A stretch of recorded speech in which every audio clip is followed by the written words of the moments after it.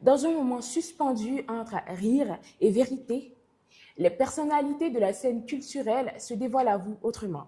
Ici, les projecteurs sont tournés différemment, non pas sur leurs œuvres, mais plutôt sur leurs qualités humaines, leurs émotions, leur chemin et cette flamme intérieure qui fait de chacun d'entre eux un artiste d'exception. Préparez-vous, car une fois de plus, nous vous plongeons dans une histoire incroyable. Bienvenue dans Confidence.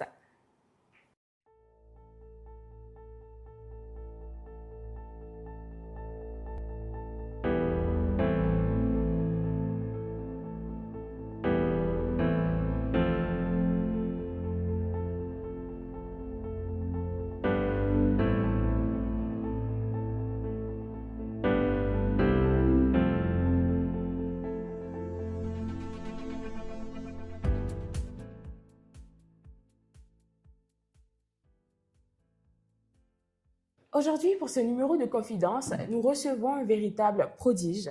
Je pense qu'il est vraiment multitâche. Il s'agit de l'artiste Peparadzi. Peparadzi, bonjour. Bonjour. Comment ça va? Très bien. Et vous? Ça va super bien. On peut se tutoyer, hein? Ouais, Oh, pas de souci. d'accord. Pour moi, c'est un plaisir de te recevoir aujourd'hui, d'échanger avec toi et puis voilà, d'apprendre un peu à te connaître. Moi de même, je suis Ok. très heureux d'être sur ce plateau de Ok. confidence. D'accord. Dis-moi, qui est Peparadzi à l'état civil? Papa Radzi. Voilà. Paparazzi. Pape Radzi. Paparazzi. Voilà. Ok. Pape comme le pape, on va dire Jean-Paul II Oui. ou le pape Benoît XVI. Uh-huh. Voilà. Pape pour dire le père de la percussion. Ok. Et le Razi, c'est un peu, j'ai changé rasé. Rasé. Voilà, raser tout simplement pour dire que je rase tout ce qui est mauvais sur ma route. Mhm. Voilà. Mais c'est qui Paparazzi à l'état civil? Pape rasé à l'état civil, c'est Jean Aké. Mhm. Voilà, musicien, artiste musicien, Mhm. danseur, percussionniste, Mhm. comédien, conteur. Ok. Où est-ce que tu es né? Je suis né à Abidjan, Mhm. à Koumassi. Voilà, plus précisément. Voilà. Ok. D'accord. Et c'est là que tu as grandi? Oui, j'ai grandi à Marcory. Mhm. Marcory-Remblai. Un quartier plutôt chaud, hein? Oui, non, Pas très chaud? dans le temps, il n'était pas chaud. C'est maintenant Maintenant, qu'il est devenu chaud. voilà. Ok. Et dis-moi, tu étais quel type d'enfant? Parce que je te vois bien un petit timide, ou bien je me trompe? Oui, Je me trompe. non, pas vraiment. Mais ma timidité a disparu un peu tôt. Ok. Voilà. Sinon, j'étais très timide dans les débuts. Mhm. Et quand je suis rentré au collège, Mhm. de la 6e à la 3e, j'étais un peu turbulent. Oh, un peu, un peu. Ouais, juste un peu. D'accord. Dis-moi, j'ai appris aussi que à un moment donné, comme tu le dis, tu étais très turbulent. Mhm. Est-ce que tu te souviens d'une bêtise particulière que tu as fait qui t'a valu une bonne punition? Je Waouh. suis sûre que tu t'en rappelles, hein. Euh, pff, euh, Bon, je vois pas encore, Ok, mais d'accord. je vois pas encore, mais Mhm. sinon, en disant quelle est Oui, la comme tout bêtise? enfant, oui. Un peu Ouais, turbulent. bon, on a un peu volé. Mhm. Bon, j'ai découché. Je me rappelle bien avoir découché quand Mhm. je commençais ma carrière d'artiste Ok, oui, professionnel. oui.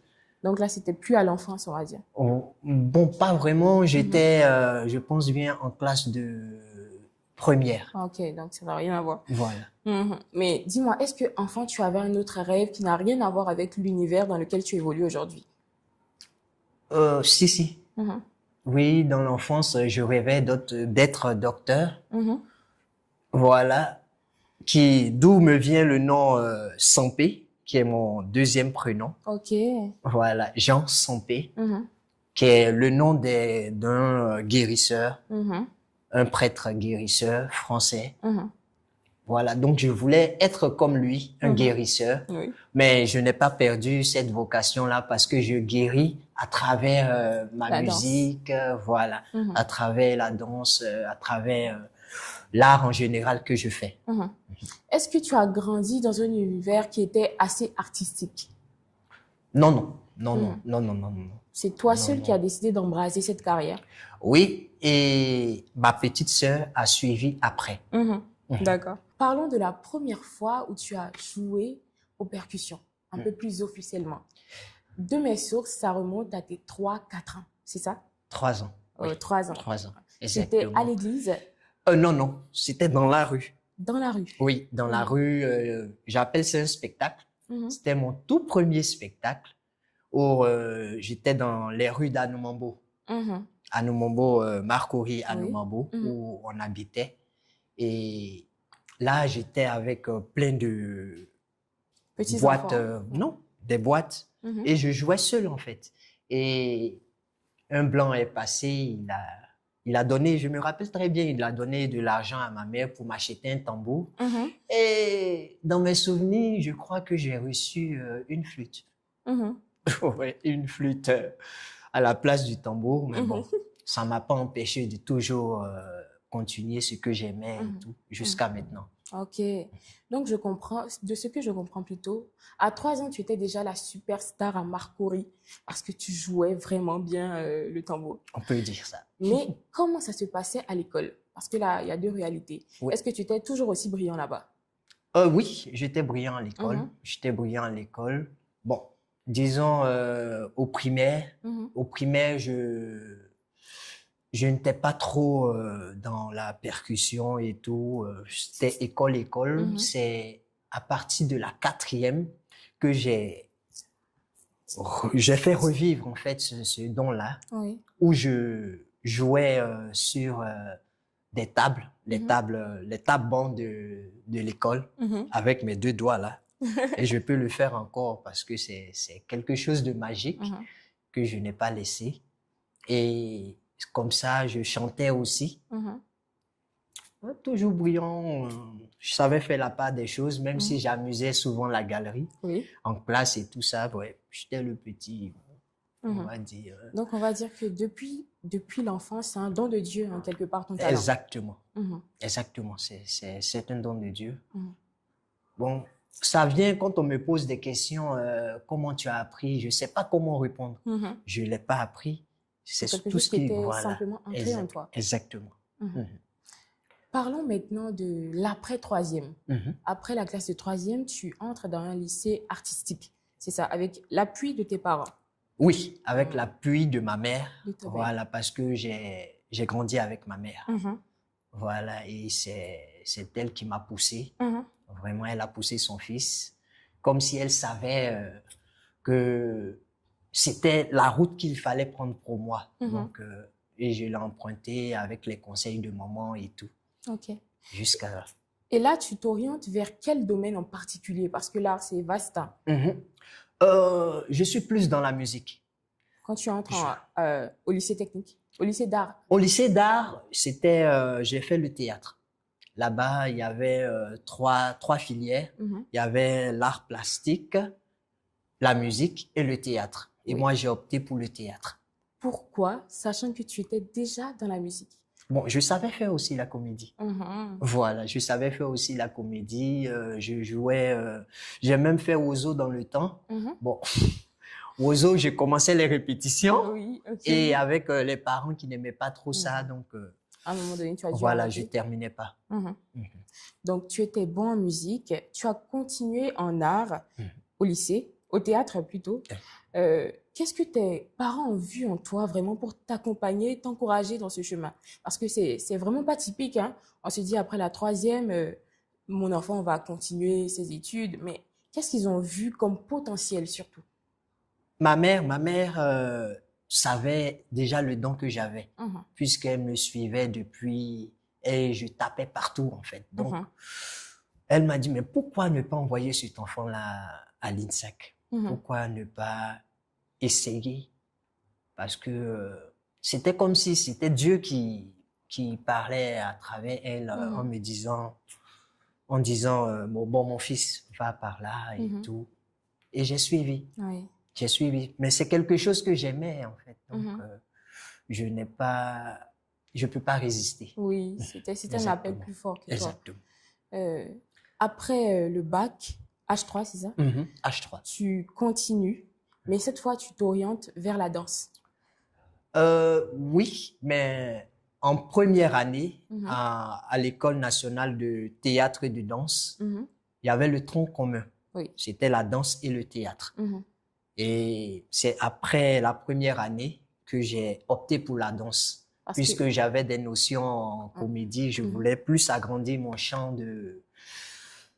d'artiste. mhm. Et j'ai opté pour la danse. Ouais.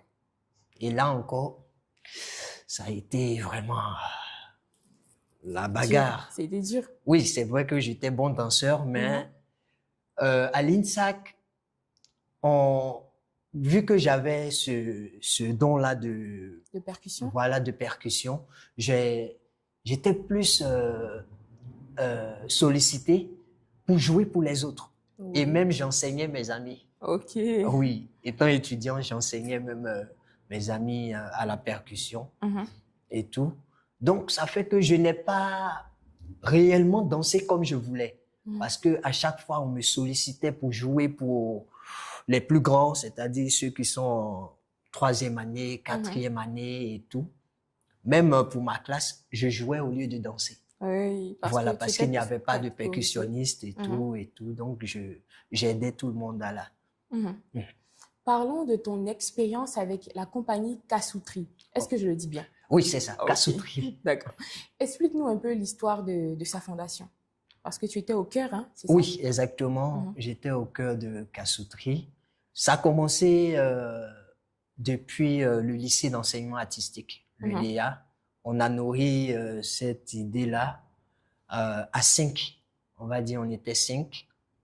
Et dans le groupe, il y avait déjà quelqu'un qui était chorégraphe, ok. qui était très bon danseur. Donc, au lycée d'enseignement artistique, vu qu'il n'y avait pas la danse, nous, notre promotion a instauré la danse. Mhm, Voilà, on faisait des chorégraphies pour les événements de l'école. mhm, On sortait même, aller faire des événements dehors et tout ça. mhm. Et c'est de là qu'est partie cette idée de créer cette compagnie aujourd'hui qui est l'une des grandes compagnies de Côte d'Ivoire. Mhm. On a vécu beaucoup de choses ensemble.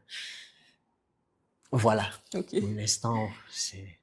On se rappelle tous de ton passage, de votre passage mémorable avec la compagnie Bakingado à l'Afrique a un incroyable talent. Ah oui. Raconte-nous un peu l'expérience parce que Oui, ça mérite, hein, ça ça a été mérite. une Hein. très belle Mhm, expérience, sauf que, bon, c'était le rêve de tout Ivoirien qui nous suivait, mhm. que ça soit Bakingado Qui gagne? qui gagne. Mais bon, on était quatrième, Oui, mais mais vous êtes allé quand voilà, même on jusqu'en allait finale. Hein. exactement, et Mhm, c'est vraiment quelque chose, c'est une victoire. mhm, Et ça nous a vraiment ouvert des portes.